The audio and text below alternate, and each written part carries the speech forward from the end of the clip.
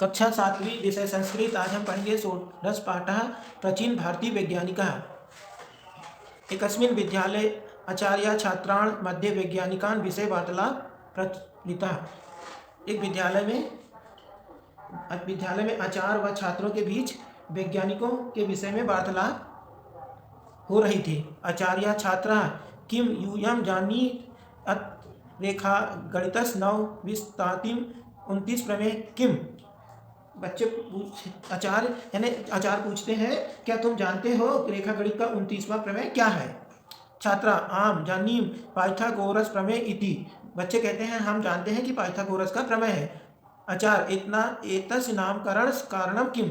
आचार्य पूछते हैं कि इसका ऐसा नामकरण क्यों रखा गया, इसका क्या कारण है? जानते हो आप पाइथागोरस प्रमेय क्या है, इसका नाम क्यों रखें? आचार्य एतस्य नामकरण कारणम किम, यानी इसका आचार्य पूछते हैं इसका कारण क्या है, इसका पाइथागोरस नाम रखने का। प्रशांत अस्य प्रमेय आविष्कारता पाइथागोरस नामक वैज्ञानिक का आसीत, अतः तस्य नाम एतस्य नामकरण अभवत।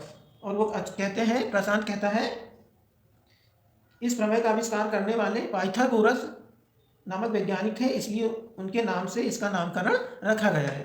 आचार्य संप्राति ऐसा एव प्रचारः, परंतु पाइथागोरसतः 1500 वर्ष पूर्वम आचार्य बोधियान सुलभसूत्रे एतस्य प्रमेयस्य प्रयोगं कृतवान्। भारतीय अंकाः अपि तत्पूर्वम आसान।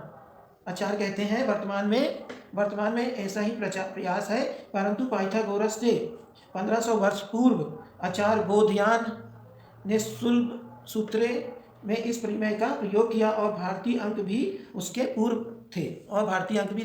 पूर्व थे। नीलेश महोदय प्राचीन काले भारत देशे वैज्ञानिक आसान किम, यानी नीलेश कहता है महोदय प्राचीन काल में भारत के वैज्ञानिक थे क्या?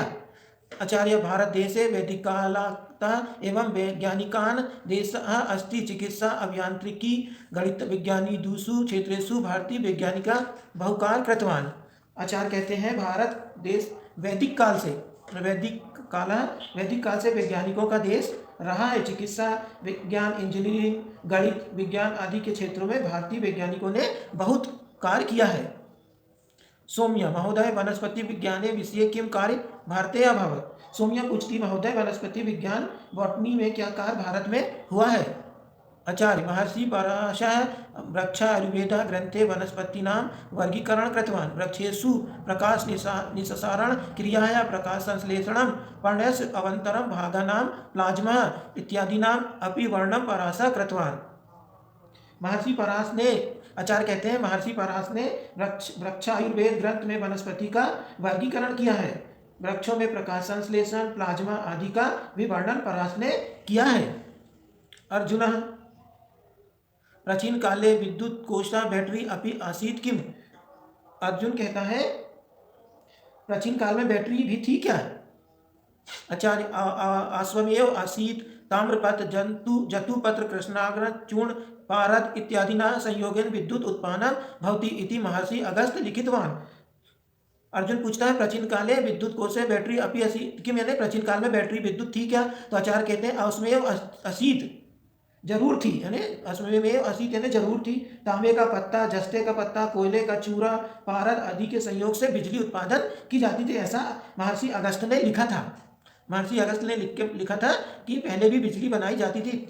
इसे तांबे का पत्ता, जस्ते का पत्ता और कोयले का चूर्ण, पारद आदि के संयोग से बिजली बनाते थे। केशव महोदय वदतु कृपया अस्माकं भारते गणिते विषये अन्यत् किम प्रमुख कार्यम अभवत्।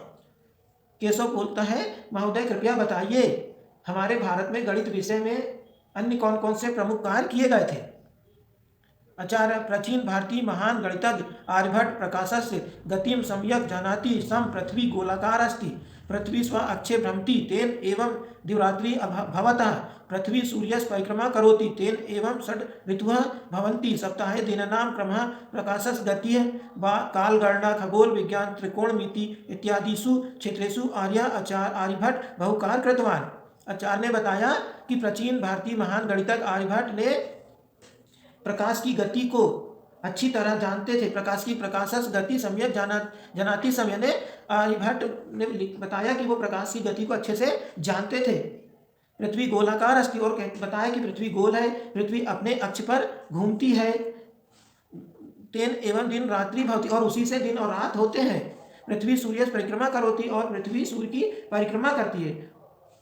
एतेन एवं षड ऋतुः भवन्ति, और उसी से 6 ऋतुएं होती है। सप्ताहे दिननाम क्रम प्रकाशस गति कालगणना खगोल विज्ञान त्रिकोणमिति इत्यादिषु क्षेत्रेषु आचार्य आर्यभट्ट बहुकार्य कृतवान। और सब इसी से पृथ्वी के ये परिक्रमा करने से सप्ताह में दिन और रातों का क्रमशः, प्रकाश की गति, काल, समय, गिनने का तरीका, आकाशीय बिजली, त्रिकोणमिति आदि क्षेत्रों में आचार्य आर्यभट्ट ने बहुत कार्य किया है।